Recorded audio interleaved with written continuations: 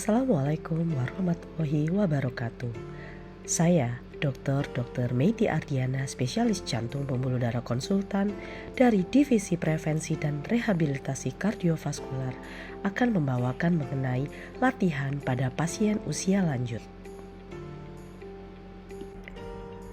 Pasien usia lanjut dengan penyakit jantung akan meningkatkan angka morbiditas, gangguan kognitif, dan kelemahan. Oleh karena itu, penting memberikan rehabilitasi jantung. Rehabilitasi jantung yang dapat dilakukan dengan latihan resistensi, keseimbangan, dan fleksibilitas untuk meningkatkan kapasitas fisik dan kekuatan otot, mengurangi risiko jatuh, dan mempertahankan kemandirian pasien usia lanjut. Pasien usia lanjut biasanya datang dengan kapasitas fungsional yang rendah dan kekuatan otot yang berkurang, serta rentan untuk jatuh. Untuk itu, kita lakukan penilaian awal terlebih dahulu. Penilaian awal pada pasien di atas 75 tahun dapat menggunakan Multidimensional Geriatric Assessment atau MGA untuk menilai kecacatan, kelemahan, dan masalah kognitif. Pada penilaian MGA dapat dievaluasi aktivitas dasar kehidupan sehari-hari, misalnya aktivitas dalam penilaian perawatan diri dan mobilitas. Aktivitas kehidupan sehari-hari menggunakan instrumen seperti berbelanja, memasak, atau bekerja. Kekuatan fisik seperti kekuatan genggaman, gaya berjalan, dan keseimbangan. Kesehatan mental dinilai menggunakan skala depresi geriatrik atau Geriatric Depression Scale atau Mini Mental State Examination untuk menilai fungsi kognitif, kecukupan nutrisi, komorbiditas, dan dukungan sosial. Kemudian kita lakukan juga analisa kondisi frailty pada pasien usia lanjut. Frailty adalah sindroma geriatri yang ditandai dengan penurunan kemampuan fisik, psikologis, dan sosial. Frailty dapat digunakan sebagai prediktor kuat mortalitas, morbiditas, dan juga frekuensi rawat inap pada pasien usia lanjut. Screening frailty dapat dilakukan dengan berbagai modalitas seperti model FRAID, Short Physical Performance Battery atau SPPB, dan 5 meters gait speed. Untuk screening FRAID mencakup penilaian pada status gizi terkait penurunan minimal berat badan 4,5 kg pada 1 tahun sebelum timbulnya gejala kelelahan fisik. Pengeluaran energi yang rendah dicerminkan pada kilokalori yang dikeluarkan per minggu. Tingkat mobilitas diwakili oleh kecepatan berjalan dalam beberapa meter dan kekuatan otot yang dinilai dengan hand grip atau kekuatan genggaman. Setiap komponen diberi skor 1. Total 1-2 poin untuk kelemahan pralemah dan skor 3 poin atau lebih untuk keadaan lemah. Uji SPPB lebih menekankan pada pemeriksaan terhadap aspek kelambanan, kelemahan, dan keseimbangan. Masing-masing dilakukan scoring dengan skala 0-4 dengan total skor 12. Uji 5 meters gait speed merupakan uji frailty dengan item tunggal dengan angka reliabilitas yang baik. Selanjutnya lakukan tes Fullerton.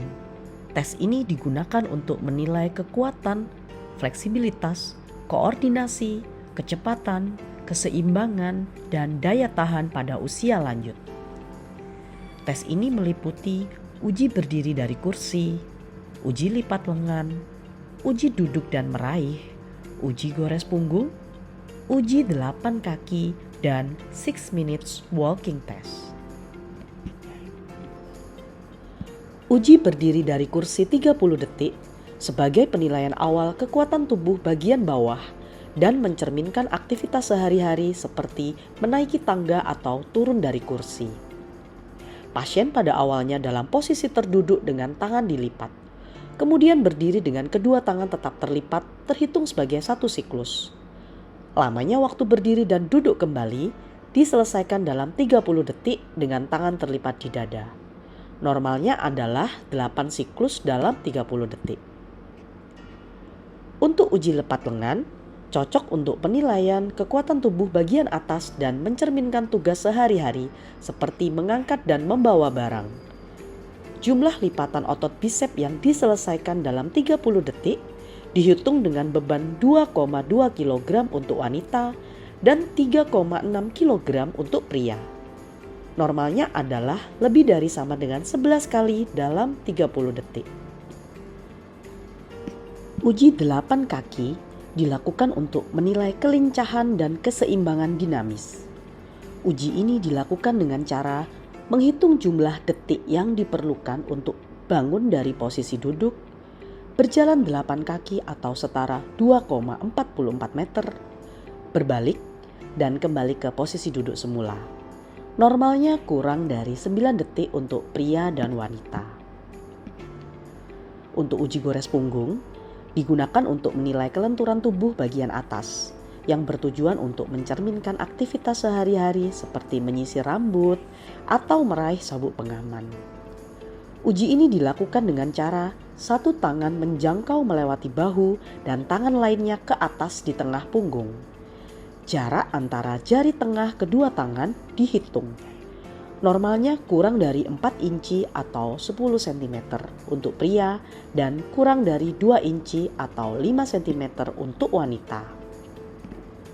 Terakhir, uji chair sit digunakan untuk penilaian fleksibilitas tubuh bagian bawah dari posisi duduk di depan kursi dengan satu kaki diluruskan dan tangan dijulurkan ke jari kaki.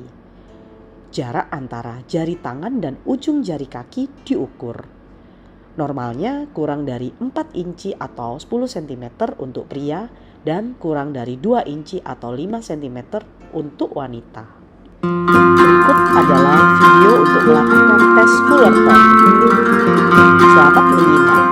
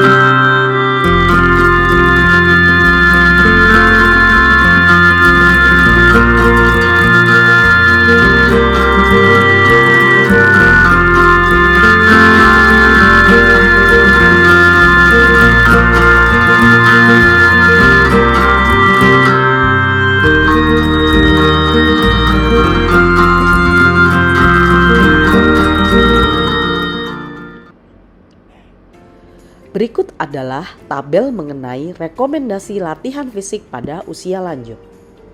Yang pertama, intensitas dan durasi latihan fisik yang rendah sebaiknya diberikan pada usia lanjut. Kedua, progresivitas latihan sebaiknya secara individu dan disesuaikan pada toleransi dan pilihan pasien. Ketiga, aktivitas penguatan otot dan latihan keseimbangan mungkin dibutuhkan sebelum dimulai latihan aerobik pada individu yang sangat frail. Keempat, Pasien usia lanjut yang menginginkan untuk meningkatkan kebugaran sebaiknya direkomendasikan kepada latihan fisik melebihi minimum jumlah aktivitas fisik sehari-harinya. Untuk aktivitas minimum mingguan yang mencapai manfaat kesehatan yaitu durasi 150 menit latihan aerobik intensitas sedang ditambah aktivitas penguatan otot untuk setidaknya 2 hari dalam 1 minggu atau durasi 75 menit intensitas tinggi ditambah aktivitas penguatan untuk setidaknya 2 hari dalam seminggu atau kombinasi aktivitas aerobik intensitas sedang dan tinggi sesuai dengan rekomendasi di atas ditambah dengan aktivitas penguatan otot setidaknya 2 hari dalam seminggu. Untuk latihan fleksibilitas atau gerakan statis sebaiknya dilakukan setidaknya 2 hari per minggu pada intensitas sedang. Terakhir, pasien usia lanjut yang berisiko jatuh sebaiknya melakukan latihan keseimbangan untuk 3 atau lebih hari per minggu. Jika kelemahan dan masalah kognitif sudah diatasi, maka selanjutnya dianjurkan latihan aerobik, resistensi, fleksibilitas, dan keseimbangan. Yang pertama adalah latihan aerobik, di mana direkomendasikan dari ACSM pada usia lanjut setiap minggu minimal 150 menit aktivitas aerobik intensitas sedang atau 75 menit intensitas tinggi dengan 8-10 latihan resistensi melibatkan kelompok otot besar dan 8 hingga 12 repetisi tiap latihan. Pelatihan aerobik dimulai dengan durasi singkat yaitu 15 menit dan intensitas rendah dengan fase pemanasan dan pendinginan. Beban latihan awal ditingkatkan setelah beberapa minggu beradaptasi hingga latihan intensitas sedang. Karena inkompetensi kronotropik terkait usia dan obat penurun heart rate, maka heart rate maksimal atau peak pada pasien usia lanjut biasanya lebih rendah. Pada atrial fibrilasi, heart rate tidak dapat digunakan untuk menentukan beban kerja. Maka digunakan skala Borg 11 hingga 13. Durasi latihan yang digunakan yaitu 30 menit dengan frekuensi 3 hingga 4 kali per minggu dengan total durasi latihan yaitu 12 minggu. Hati-hati karena pasien harus menghindari perubahan postur yang cepat agar tidak menimbulkan hipotensi ortostatik. Kemudian latihan resistensi bertujuan untuk meningkatkan massa otot, kekuatan, dan kualitas serta fungsi fisik pada usia lanjut. Latihan resistensi dengan mesin multiweight dianjurkan untuk menstabilkan posisi tubuh saat mengangkat beban. Pada awal latihan, menggunakan beban dengan intensitas yang rendah dan ditingkatkan hingga intensitas sedang, yaitu 30 hingga 70% dari satu repetisi maksimal jika dapat ditoleransi. Dengan repetisi sebanyak 8 hingga 12 kali. Set dapat diulang sekali atau 2 kali dengan jeda 10 menit. Kemudian latihan fleksibilitas atau peregangan. Pada pasien dengan cedera sendi akut atau pembedahan, tindakan rehabilitasi sebaiknya harus dikonsultasikan dulu dengan dokter sebelum melakukan latihan fleksibilitas. Pasien usia lanjut dengan fleksibilitas sendi yang menurun, sebaiknya dilakukan latihan fleksibilitas atau peregangan untuk meningkatkan luas gerak sendi. Latihan ini akan memperbaiki range of motion dan terlihat progres perbaikan setelah dilakukan setidaknya 3 hingga 4 minggu latihan dengan frekuensi 2 hingga 3 kali per minggu. Kemudian, sebaiknya latihan fleksibilitas dilakukan setiap hari. Dilanjutkan dengan latihan keseimbangan, dilakukan untuk mencegah kejadian jatuh. Latihan keseimbangan yang dilakukan bertujuan untuk mengontrol gerakan dari posisi tubuh saat berdiri, namun dengan mengurangi dasar pijakan. Contoh dari hal tersebut adalah berdiri dengan satu kaki. Sebaiknya dilakukan minimal 1 jam per minggu. Dilakukan teratur di rumah dengan pengawasan ketat di awal.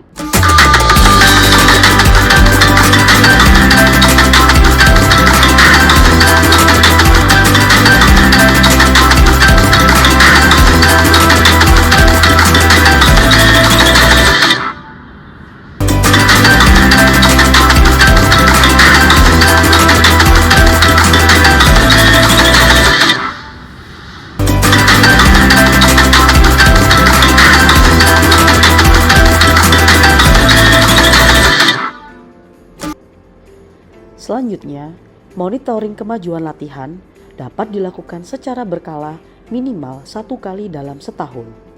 Pasien dapat dimotivasi agar dapat menjalankan program dengan baik.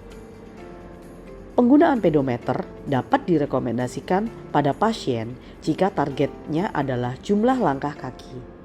Penggunaannya dapat dilakukan dengan tujuan peningkatan bertahap langkah harian dari baseline, misalnya 10% peningkatan setiap 2 minggu, atau meningkatkan waktu berjalan harian, misalnya bertambah 10 menit per hari.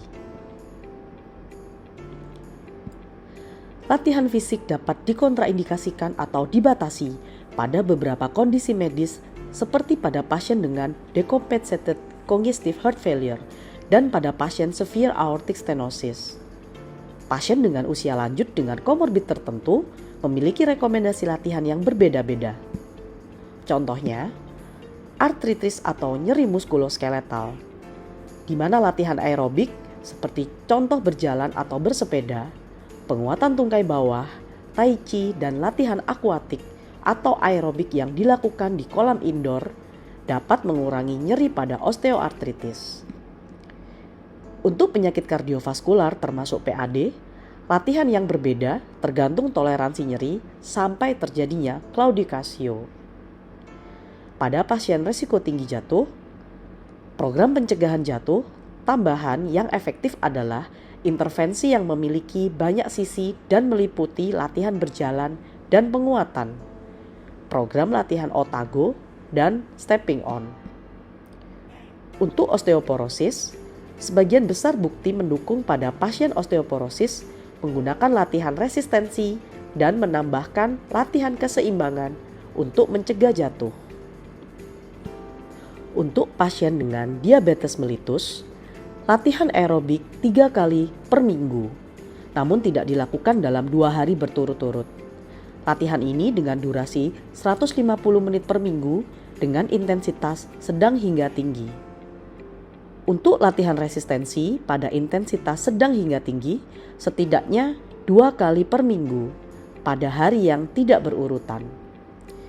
Jika pasien menggunakan insulin atau obat insulin sekretagogue, turunkan obat sebelum, selama, atau setelah latihan.